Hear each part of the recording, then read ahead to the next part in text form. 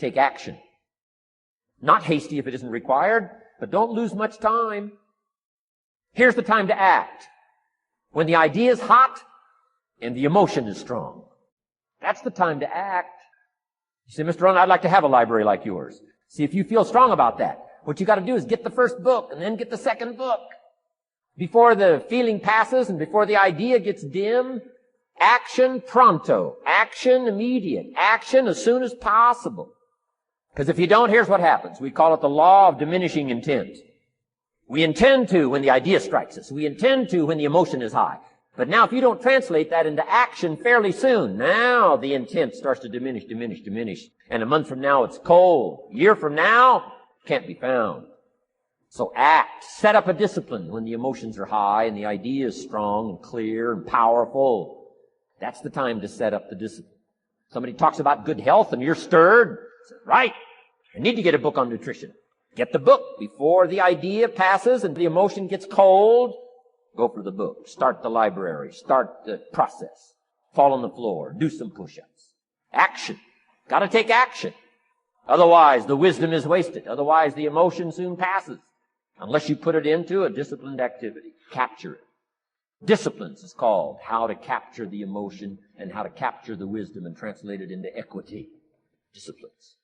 Now, here's what's important about disciplines. All disciplines affect each other. In fact, here's a good philosophical phrase. Everything affects everything else. Nothing stands alone. Don't be naive in saying, well, this doesn't matter. I'm telling you, everything matters. There are some things that matter more than others, but there isn't anything that doesn't matter.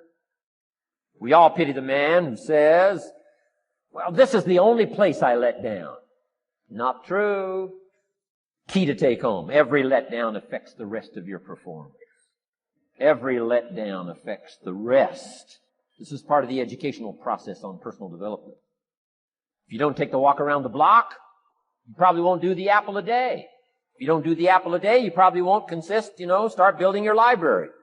If you don't build your library, you probably won't keep a journal, and you won't take pictures, and you won't do this, you won't do wise things with your money, won't do wise things with your time, won't do wise things with your possibilities and relationships, and the first thing you know, 6 years of that accumulated, and we say you have messed up. So the whole key to reversing that process now is to start picking up these disciplines. Now here's the positive side. Every new discipline affects the rest of your disciplines. Every new one affects the rest. That's why action is so important. The least action, the smallest action. Take it. Because when you start accomplishing and the value starts to return from that one action, it'll inspire you to do the next one and the next one and the next one. You start walking around the block, it'll inspire you to get an apple. Get an apple, it'll inspire you to get a book. Get a book, it'll inspire you to get a journal. Get a journal, it'll inspire you to grow, develop some skills. All disciplines affect each other. Every lack affects the rest. Every new affects the rest. The key is to diminish the lack and set up the new. And you've started a whole new life process. Also, one more thought on discipline. Here's the greatest value of discipline. Self-worth. Self-esteem. People are teaching self-esteem these days, but they don't connect it to disciplines. The least lack of discipline, and it starts to erode our psyche. One of the greatest temptations is to just ease up a little bit. The slightest lack of doing your best starts to erode the psyche. Instead of doing your best, doing just a little less than your best. Sure enough. You say, well, it's just going to affect my sales. No, it's going to affect your consciousness. It's going to affect your philosophy. Now you've begun in the slightest way to affect your own philosophy. Here's the problem with the least neglect. Neglect starts as an infection. And if you don't take care of it, it becomes a disease. And one neglect leads to another. And the worst of all, when neglect starts, it diminishes our self-worth, our self-confidence, our self-value. You say, well, how can I get back my self-respect? I'm telling you, you don't have to go to 29 classes. All you have to do is start the smallest discipline that now corresponds to your own philosophy, like I should, and I could, and I will. No longer will I let neglect stack up on me so that I will have the sorry scenario 6 years from now, giving some excuse instead of celebrating my progress. That's the key to discipline. One more, and then one more, and then another one, and then another one, and then some more. And the first thing you know, you're starting to weave the tapestry of a disciplined life into which you can pour more wisdom and more attitude and more strong feeling, more faith and more courage. Now you've got something, a vessel in which to put it. And now the equities start to flow. And the early return, I'm telling you, if you'll start this process, the early return will have you so excited. You'll commit yourself to this strategy for the rest of your life. You'll never go back to the old way. Join a new crowd. Join a new group. The disciplines to do. Take action. I recommended the last time I was here the little book, Richest Man in Babylon, and I said I've lectured now to over 3 million people in the last 33 years, and I've recommended this little book to almost all of them, I think. Guess how many have actually gone and got this little book? Answer, very few. My best guess is 10%. Such an easy thing to do.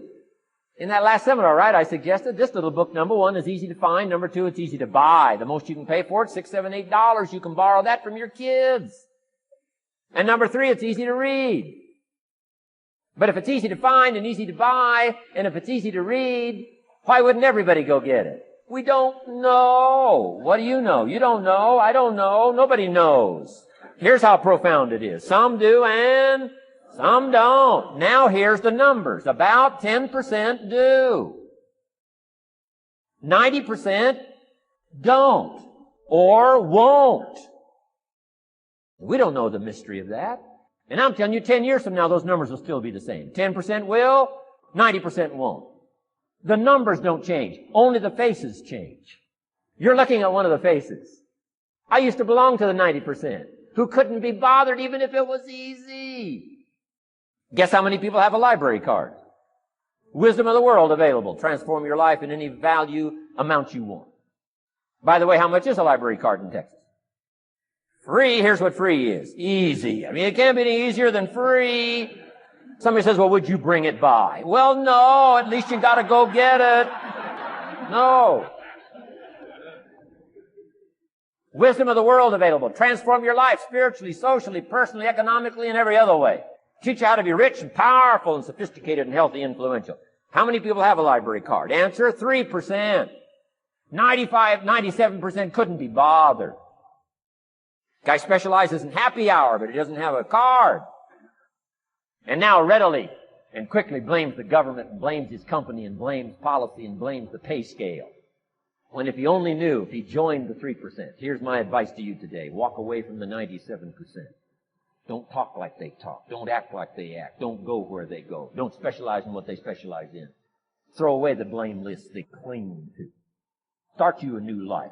You say, well, is it as simple as getting a library card and join the 3%? And the answer is, of course. Of course. That's how easy this stuff is. This is so easy. It's so simple. It's not complex. You don't need multi-track affirmations. I'm telling you, don't. Affirmation without discipline is the beginning of delusion. Don't let somebody sweep you into some contrary way to nature itself says, unless you labor. The miracle of the seed and the soil and the seasons and God and all the other stuff that's available, sunshine and rain, that's not available to you by affirmation. It is only available to you by labor. So labor well. Learn well. Discipline yourself well. Let's teach our kids the simple ways to transform their health, number one. Their economics, number two. Their ability to communicate, number three. Their life and treasure and lifestyle, number four. Spirituality, number five. And the list goes on and on. Let's not leave out any of the least of disciplines that encourage us to do the next one, to do the next one, to do the next one. First thing you know, this whole scenario for you is spinning up instead of out of control on the negative side. This is all you got to do. It's as simple as this. It's as simple as a start, committing yourself to life change. And once you start down this road, I promise you, you'll join the 10% and the 3%. Guess how many people can retire from the income of their own personal resources when it comes time to retire? Answer, 5%. In the most independent country in the world, 95% are dependent. 5% are independent. Take charge of your own retirement. Take charge of your own retirement. You can multiply it at least by 5. Maybe by 10, maybe by 20. Maybe by 100. Let the government take care of it. Some company take care of it. You got to divide by 5. Take charge of your own life. Take charge of your own day. Take charge of your own conversation. Take charge of your own family. Take charge of your own possibilities. And learn these skills. Develop this kind of strategy. And I'm telling you, life will open up for you. Join the 3%. Join the 5%. Walk away from the 95%. Find out what poor people read and don't read it. I'm telling you, don't talk like they talk. Lend a helping hand, but don't fall into their poor philosophical scenario. Don't blame what they blame. Don't use the excuses they use. It's called the language of the poor. Switch gears, switch language, switch ideas, switch strategy. Start with the simplest of disciplines. And don't bemean any of these disciplines. The smallest of disciplines starts the process of life change. And if you'll invest in this thing called discipline, you can have whatever you wish. It's called the beginning of a miracle.